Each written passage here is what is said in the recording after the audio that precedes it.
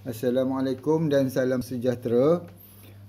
Kita masih lagi dalam topik 4.1.5 fungsi sistem sokongan enjin. Baik, hari ini kita tengok pada sistem sokongan enjin yang berikutnya, iaitu sistem penyejukan. Baik, sistem penyejukan sangat penting dalam kereta ataupun dalam kenderaan untuk mengawal suhu enjin. Untuk mengawal suhu enjin supaya kita dapat pergerakan ataupun kendalian yang terbaik. Yang keduanya adalah untuk memindahkan haba yang tidak diperlukan daripada enjin. Enjin kita bila hidup dia panas, tapi haba yang berlebihan ni tak diperlukan dalam enjin. Dia boleh memanaskan enjin pada tahap yang keterlaluan dan akan menyebabkan enjin rosak. Ini tak diperlukan. Jadi sistem penyejukan ni akan mengeluarkan haba tadi keluar daripada enjin.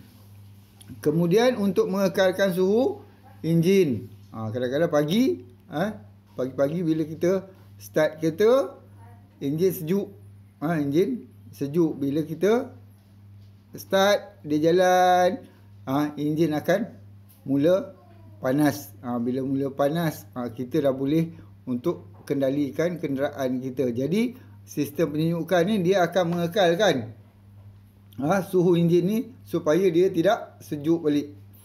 Kemudian memastikan suhu bahagian yang bergerak pada enjin tidak meningkat pada suhu yang boleh menjejaskan keberkesanan minyak pelincir. Di dalam enjin kita dia ada satu sistem lain, iaitu sistem pelinciran. Sistem pelinciran ni dia menggunakan minyak pelincir. Minyak pelincir ni dia masuk ke bahagian-bahagian tertentu untuk melancarkan pergerakan enjin. Jadi kalau suhu enjin ni terlalu panas, minyak enjin ni boleh jadi kering ataupun terlalu pekat.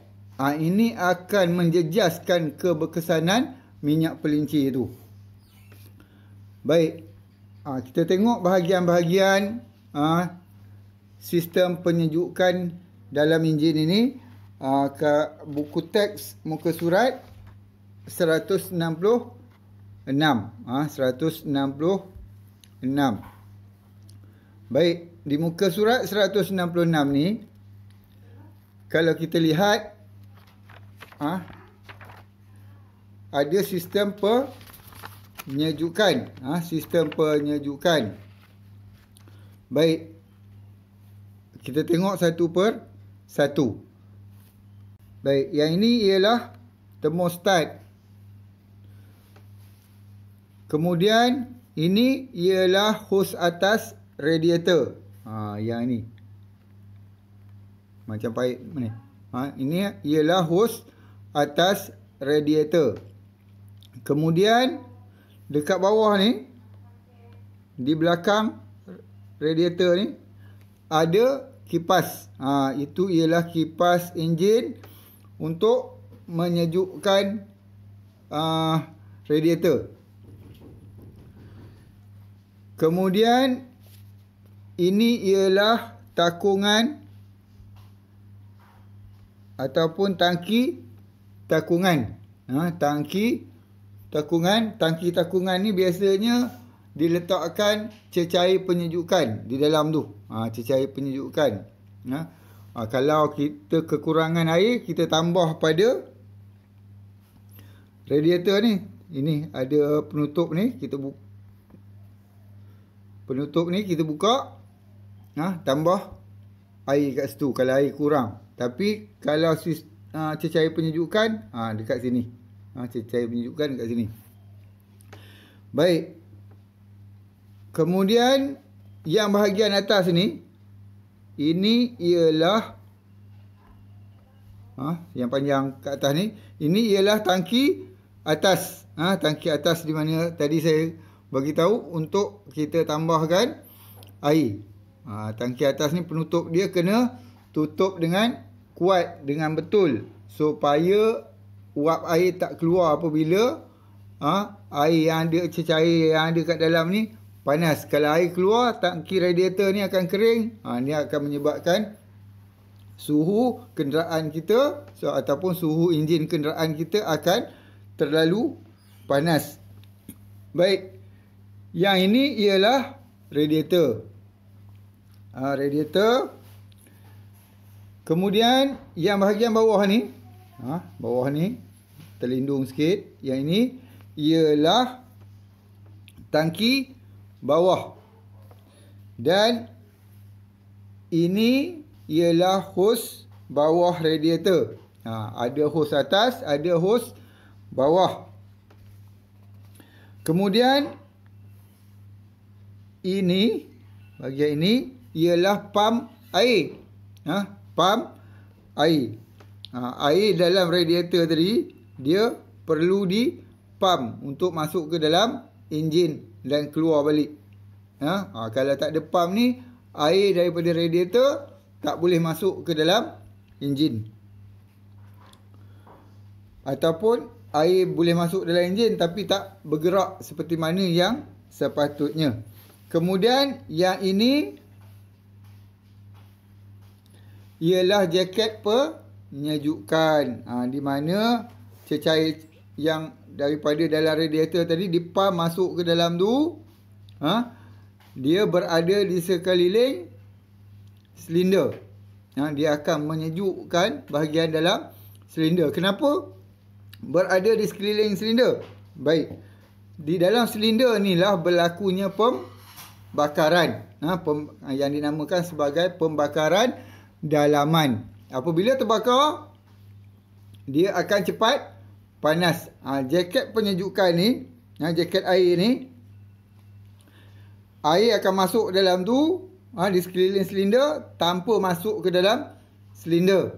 Jadi dia akan menyebabkan persekitaran dalam silinder tu jadi terkawal dia punya suhu. Baik. Kemudian kita lihat jadual 4.5. Jadual 4.5 kita tengok fungsi setiap bahagian tadi dengan detail. Baik. Pertama sekali ialah radiator. Ialah radiator. Ni radiator. Kita tengok apa fungsi radiator ni. Iaitu tempat pertukaran haba cecair pendingin yang panas melalui bahagian enjin akan disejukkan. Cecair penyejukan biasanya dicampur dengan air yang masuk ke dalam enjin. Yang masuk ke dalam enjin melalui apa? Melalui hos bawah radiator. Dekat bawah radiator tadi ada hos bawah. Dia masuk ke dalam enjin. Bila masuk ke dalam enjin, dia akan menyejukkan enjin. Tetapi cecair itu akan jadi panas. Cecair yang panas tadi akan dipam balik masuk ke dalam radiator. Di dalam radiator inilah cecair ini akan disejukkan semula. Kalau kita tengok dekat situ ada pam. Pam ni akan pusing, mengalirkan udara supaya dapat menyejukkan cecair yang ada di dalam radiator itu. Kemudian yang kedua ialah pam air. Pam air. Pam air ini berfungsi mengalirkan cecair pendingin ke seluruh sistem penyejukan. Dia mengepam air daripada radiator tadi, cecair daripada radiator tadi untuk masuk ke dalam enjin. Seluruh sistem penyejukan tadi. Apabila dia menolak air yang ada kat dalam sistem penyejukan tadi, air-air yang ada kat dalam tu ditolak balik ke luar ke dalam radiator untuk disejukkan semula. Dia melalui kitaran tu dengan adanya pam. Kemudian termostat. Termostat Berfungsi mengawal kuantiti pengaliran cecair pendingin berdasarkan operasi dan suhu enjin. Termostat ni dia mengawal pengaliran cecair. Pengaliran cecair supaya kuantiti pengaliran tadi sesuai dengan operasi untuk mengawalkan suhu enjin. Kemudian jaket air. Jaket air, ruang terbuka di antara bahagian luar dinding silinder dan bahagian dalam blok serta kepala silinder. Dia berada di luar silinder. Di sekeliling, maksud di sekeliling silinder, tetapi cecair tadi tak masuklah dalam silinder. Ruang kosong ini dipenuhi oleh cecair pendingin. Ruang tu dipenuhi oleh cecair pendingin. Baik, cecair pendingin ni walaupun dia memenuhi ruang kosong tadi, dia tak statik kat situ. Cecair ni dia bergerak, sentiasa bergerak untuk mengeluarkan haba daripada silinder tu. Kalau dia statik kat situ, dah keringlah dia. Baik, seterusnya kita tengok komponen yang berikutnya ataupun bahagian yang berikutnya, iaitu kipas enjin. Baik, kipas enjin ini fungsinya menyalurkan udara sejuk melalui radiator untuk mempercepatkan proses penyejukan cecair pendingin di dalam radiator. Baik, kipas ni dia berada di belakang radiator. Dia akan berpusing dan mengalirkan udara ke arah radiator supaya radiator tadi akan cepat sejuk. Apabila radiator sejuk, cecair di dalam dia juga akan ikut sejuk. Baik, biasanya kipas enjin ini dia berjalan secara automatik. Baik, dia ada switch automatik kat sana mengikut suhu. Bila dia mencecah pada suhu yang tertentu, kipas enjin ini akan berjalan. Akan berjalan untuk menyejukkan radiator. Kenapa jadi macam tu? Sebab macam ni. Sekiranya kenderaan itu bergerak, semasa pergerakan kenderaan, udara mengalir ke arah radiator. Ke arah radiator tadi dan akan menyejukkan radiator. Jadi kipas tak perlu berfungsi waktu itu. Dia boleh jimatkan tenaga. Dia boleh jimatkan tenaga.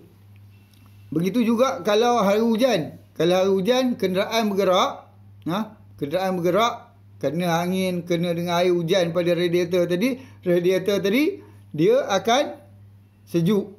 Akan sejuk dan kipas juga tak perlu berfungsi pada ketika itu.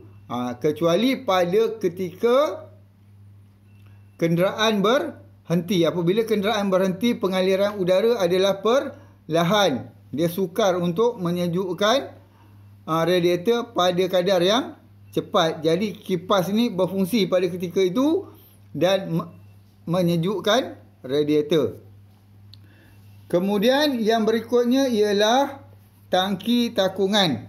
Baik, tangki takungan merupakan tangki yang digunakan untuk menyimpan bahan cecair pendingin yang dialir keluar daripada radiator. Daripada radiator tadi, kalau cecair banyak sangat, bila panas, dia akan menyebabkan pertukaran, sebahagiannya akan bertukaran menjadi uap kan. Jadi pengembangan yang berlaku ni menyebabkan cecair tadi dia banyak. Dia akan dimasukkan ke dalam tangki takungan. Baik, kemudian sirip pendingin. Baik, sirip pendingin. Sirip pendingin ni ada pada radiator. Ada pada radiator. Kalau kita tengok pada radiator tu ada line-line tu, ada garisan-garisan tu, yang nipis-nipis itu dipanggil sirip pendingin. Sirip pendingin ni tujuan dia memberikan permukaan yang lebih luas. Dia akan memberikan permukaan yang lebih luas untuk pelepasan haba. Apabila ada permukaan luas, haba yang nak dilepaskan tu akan jadi lebih cepat. Kemudian hos atas. Hos atas. Hos atas ialah bahagian yang menyambungkan aliran cecair penyejukan dari termostat masuk ke radiator.